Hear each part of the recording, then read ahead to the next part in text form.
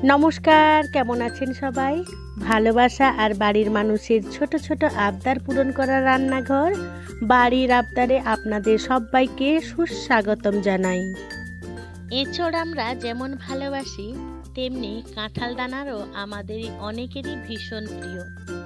আর এখন তো কাঁঠালের মৌসুম, তাই আজ কাঁঠাল দানা দিয়ে বানাতে চলেছি এমন একটি সহজ ও সুস্বাদু রেসিপি যা একবার খেলে বারবার বানাতে ইচ্ছে করবে। ঘরোয়া উপকরণে তৈরি, আর এই রান্নার স্বাদটা কিন্তু মাছ মাংসের স্বাদকেও হার মানাবে। আর অনেকেই আছেন যারা কাঁঠাল দানা পছন্দ করেন না, তারাও কিন্তু আঙুল চেটে চেটে খাবে। এটা কিন্তু আমি গ্যারেন্টি দিচ্ছি। এই রান্নাটা করলে আপনি দুপুরবেলা গরম গরম ভাতের সাথে কিংবা রাত্রে ডিনারে রুটির সাথেও পরিবেশন করতে পারেন।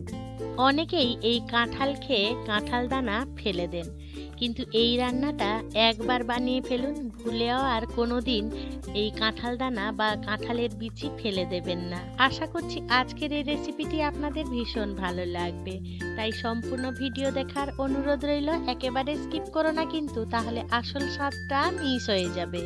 দারুণ স্বাদের এই কাঁঠাল দানা রেসিপিটি বানানোর জন্য আমাদের প্রথম আর প্রধান উপকরণ সেটা হলো কাঁঠাল দানা।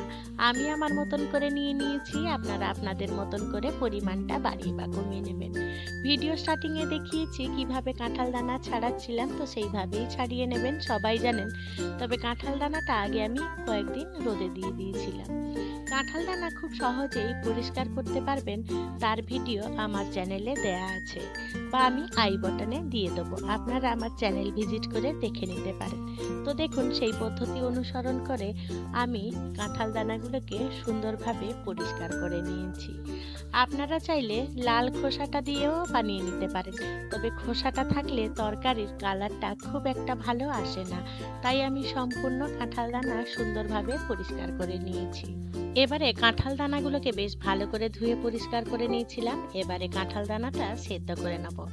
তার জন্য কুকার বসিয়ে দিয়েছি। কুকারের মধ্যে কাঁঠাল দানা দিয়ে আর পরিমাণ মতন জল দিয়ে সেদ্ধ করে নিতে হবে। আমার এই রেসিপিটি যদি কোনো নতুন বন্ধু ইউটিউব থেকে প্রথমবার আমার এই ভিডিওটি দেখে থাকেন, আমার এই ক্ষুদ্র চ্যানেলটিকে সাবস্ক্রাইব করে আমার পাশে থাকার জন্য অনুরোধ করছি। আর পাশে থাকা বেল আইকনটি অবশ্যই প্রেস করে রাখবেন। যখন আমি নিত্য নতুন কোনো রেসিপি দেবো, সবার আগে খুব সহজেই নোটিফিকেশন আপনাদের কাছে পৌঁছে যাবে। কথা বলতে বলতে দেখুন, কাঁঠাল দানাটা খুব সুন্দরভাবে সেদ্ধ করে নিয়েছিলাম। আর এমনভাবে সেদ্ধ করতে হবে, দেখুন কাঁঠাল দানাগুলো একদম গলে যাবে না, ঠিক এইরকম গোটা গোটা থাকবে, অথচ প্রেস করলে এইরকম নরম হয়ে যাবে। সেইভাবেই আমি 2টো সিটি দিয়ে নিয়েছিলাম। এবারে কাঁঠাল দানাগুলোকে জল ঝরিয়ে নিয়েছি আর একটা থালায় ট্রান্সফার করে নিয়েছি। দেখুন, ঠিক এইভাবে সুন্দর করে কিন্তু সেদ্ধ করে নিতে হবে। আমি এখান থেকে বেশ কয়েকটা দানা হাত দিয়ে এরকম ভেঙে নেব, অর্থাৎ ম্যাশ করে নেব। একটু চাপ দিলে দেখুন ঠিক এইভাবেই হয়ে যাবে। যদি এইভাবে কিছু কাঁঠাল দানা আপনি দলে নেন, তাহলে তরকারিটা খেতে ভীষণ ভালো লাগবে। তাই প্রায় 10-12টা মতন দানাকে আমি এরকম হাত দিয়ে চেপে চেপে দিয়েছিলাম। আপনারা চাইলে কোনো একটা ভারী জিনিস দিয়েও চেপে এই কাজটা করে নিতে পারেন। এবারে চলুন মূল রান্নাটা শুরু করা যাক। তার জন্য গ্যাসে কড়াই বসিয়ে দিয়েছি। কড়াইটা বেশ গরম করে নেব। তাতে 2 থেকে 3 টেবিল স্পুনের মতন সর্ষের তেল নিয়ে নিয়েছি। সামান্য একটু নুন দিলাম আর অল্প একটুখানি হলুদ দিলাম। আর আগে থেকে আমি 2টো বড় সাইজের আলু এরকম ডুমো ডুমো করে কেটে নিয়েছি। সে আলুগুলোকে তেলের মধ্যে ছেড়ে দেবো। তেলের মধ্যে নুন আর হলুদ দিলে কড়াইতে যেমন লেগে যাবে না, তেমনি তেলের ছিটেটাও বাইরে আসবে না। কোনো কিছু যদি আমরা ভাজি, তেলের মধ্যে একটু নুন আর সামান্য একটু হলুদ গুঁড়ো দিয়ে দিই, তাহলে তেলের ছিটেটা বাইরে আসে না। এটা নতুন রাঁধুনিদের জন্য ছোট্ট একটা টিপস। এবারে দিয়ে দিলাম 1/2 চামচ মতন কাশ্মীরি লাল লঙ্কা গুঁড়ো। এবারে সমস্ত উপকরণ বেশ ভালো করে নাড়াচাড়া করে মিশিয়ে নেব আর আলুগুলোকে লাল লাল করে ভেজে নেব। এই তরকারিতে আপনারা আলু যেভাবে পছন্দ করবেন সেইভাবেই দিতে পারেন। আলুগুলো তেল ঝরিয়ে তুলে রেখে দিয়েছি। এবার ওই তেলের মধ্যে দিয়ে দেবো গোটা গোটা সেদ্ধ করে রাখা কাঁঠাল দানাগুলো। সমস্ত কাঁঠাল দানা তেলের মধ্যে ছেড়ে দিয়েছিলাম, দিয়ে সমানেই নাড়াচাড়া করে কাঁঠাল দানাগুলোকেও লাল লাল করে ভেজে নিতে হবে। এই পর্যায়ে আমি কোনো রকম নুন বা হলুদ ব্যবহার করিনি। গোটা গোটা কাঁঠাল দানাগুলো যখন এইরকম একটু লাল লাল করে রং ধরতে শুরু করবে, তখনই কিন্তু আমরা দিয়ে দেবো মেশ করে রাখা বাকি কাঁঠাল দানাগুলো। একসাথে দিয়ে ভাজবেন না, কিন্তু এইরকমই করে দেবেন, নয়তো ছোট ছোট আর মেশ করে রাখা কাঁঠাল দানাগুলো বেশি পুড়ে যাবে, খেতে মোটেও ভালো লাগবে না। তাই যখনই এরকম আমি যেভাবে ভিডিওতে দেখাচ্ছি এইভাবেই দিয়ে ভাজবেন, তাহলে দানাগুলো খেতে বেশি মজাদার হবে। কথা বলতে বলতে সমস্ত কাঁঠাল দানাগুলো দেখুন খুব সুন্দরভাবে ভাজা হয়ে গেছে আর খুব সুন্দরভাবে গন্ধ ছাড়ছে। এবারে এই কাঁঠাল দানাগুলোকে তুলে রেখে দেবো। এবারে ওই কড়াইতে 2 টেবিল স্পুনের মতন সর্ষের তেল দিয়ে দেবো। তেলটা হালকা গরম হয়ে গেলে হাফ চামচেরও কম সামান্য একটুখানি চিনি দিয়ে দেবো। এবারে অপেক্ষা করব চিনিটা ক্যারামেল আসা পর্যন্ত। আস্তে আস্তে দেখুন তেলের মধ্যে চিনিটা মেল্ট হয়ে যাচ্ছে আর একটা হালকা হালকা ক্যারামেল উঠছে।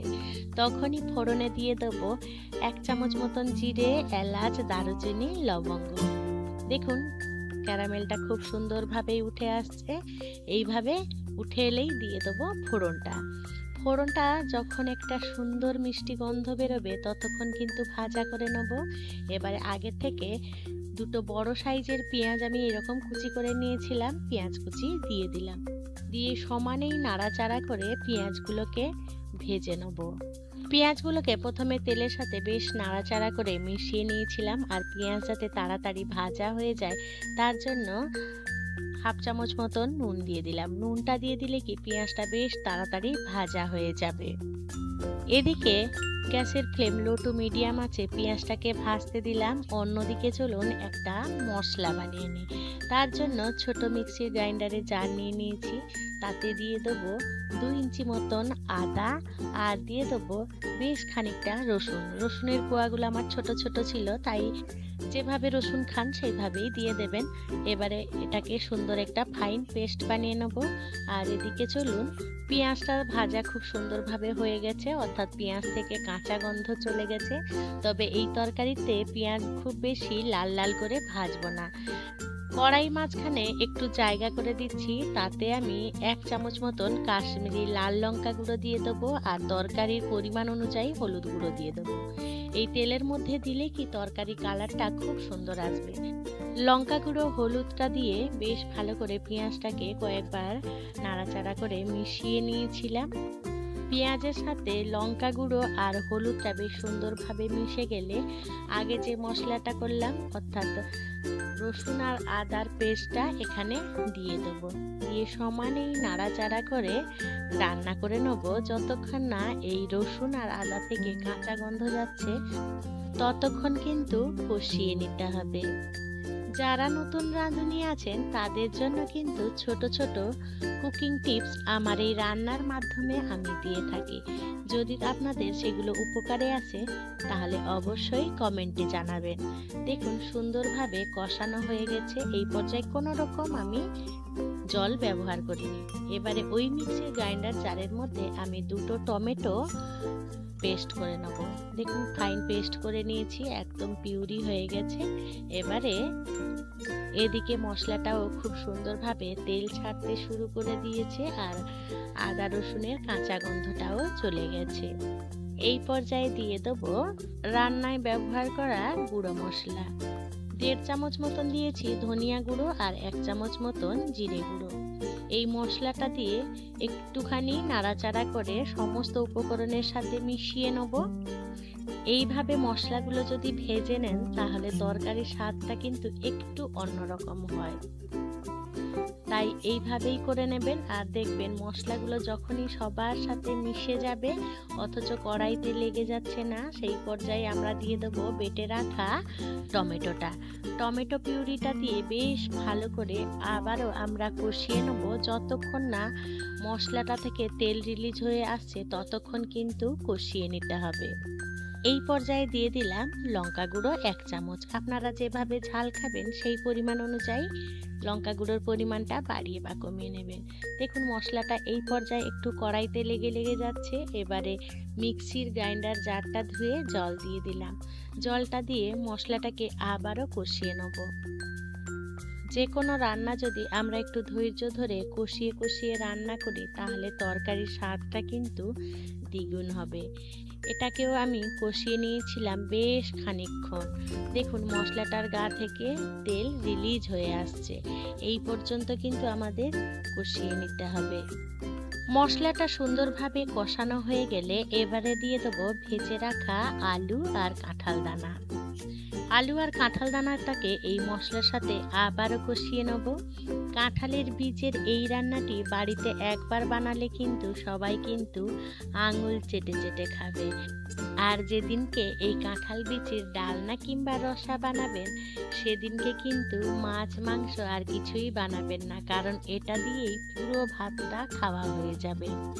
কিছুক্ষণ কষিয়ে নিয়েছিলাম। দেখুন যতক্ষণ না আবারও তেল রিলিজ হচ্ছে ততক্ষণ কিন্তু কষিয়ে নিতে হবে। আর এই কষালে আলু আর কাঁঠাল দানার মধ্যে দেখুন মশলাগুলো ঢুকে যাবে আর স্বাদটা দুর্দান্ত হবে। অন্যদিকে আমি গরম জল বসিয়ে দিয়েছিলাম। দেখুন এবারে আমি দিয়ে দেবো গরম জল। অবশ্যই এখানে গরম জল দেবেন, কারণ গরম জল দিলে তরকারির স্বাদটা কিন্তু অটুট থাকবে।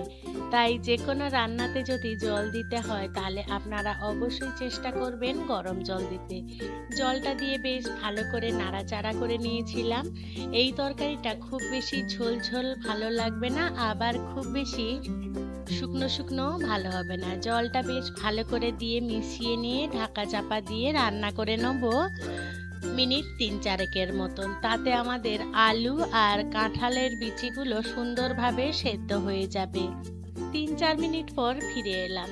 দেখুন তরকারিতে আলু আর কাঁঠাল দানাগুলো খুব সুন্দরভাবে সেদ্ধ হয়ে গেছে।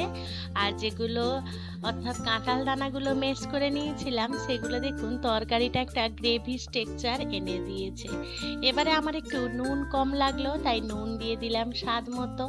আর দিয়ে দেবো তরকারি ব্যালেন্সের জন্য সামান্য একটুখানি চিনি দিয়ে সমানেই নাড়াচাড়া করে নেবো। বন্ধুরা আপনাদের কাছে অনুরোধ রইল এই কাঁঠালের দানার সিজন থাকতে থাকতে অবশ্যই এইভাবে কাঁঠাল দানার এই তরকারিটা আপনারা বানিয়ে দেখুন। আর যদি আমার মতন বানিয়ে থাকেন তাহলে তো অবশ্যই খেয়ে কমেন্ট করে জানিয়ে যাবেন আপনাদের এই কাঁঠাল দানার তরকারিটা কেমন লাগলো। একদম শেষে গরম মশলা গুঁড়ো আর ঘি দিয়ে নাড়াচাড়া করে ঢাকা চাপা দিয়ে রেখে দেবো স্ট্যান্ডিং টাইমের মতন। বন্ধুরা আজকে আমার এই কাঁঠাল দানার রেসিপিটি যদি আপনাদের কোনো অংশে একটুও ভালো লেগে থাকে তাহলে ছোট্ট একটা লাইক করে দেবেন। আপনাদের এই ছোট্ট ছোট্ট লাইক আমাকে অনেক ইন্সপায়ার করে নিত্য নতুন রেসিপি বানানোর জন্য। আর যদি খুব বেশি ভালো লেগে থাকে বন্ধু বান্ধব কিংবা প্রিয়জনদের সাথে শেয়ার করে তাদেরও দেখার সুযোগ করে দেবেন। আমি দেখুন স্ট্যান্ডিং টাইমের পর ফিরে এলাম। তরকারির কালারটা দেখুন কতটা সুন্দর আর কতটা লোভনীয় হয়েছে। এইভাবেই গরম গরম ভাতের সাথে আর রুটি বা পরোটার সাথে পরিবেশন করতে পারেন। আমি আমার মতন করে পরিবেশন করে নিচ্ছি, আপনারা আপনাদের পছন্দ মতন পরিবেশন করে নেবেন। বন্ধুরা আমার সাথে থেকে পাশে থেকে এতক্ষণ এই কাঁঠাল দানার রসা কিংবা ডালনা দেখার জন্য আপনাদের সকলকে জানাই অসংখ্য অসংখ্য ধন্যবাদ। আপনারা ভালো থাকবেন, সুস্থ থাকবেন। দেখা হবে পরের কোনো নিত্য নতুন রেসিপিতে।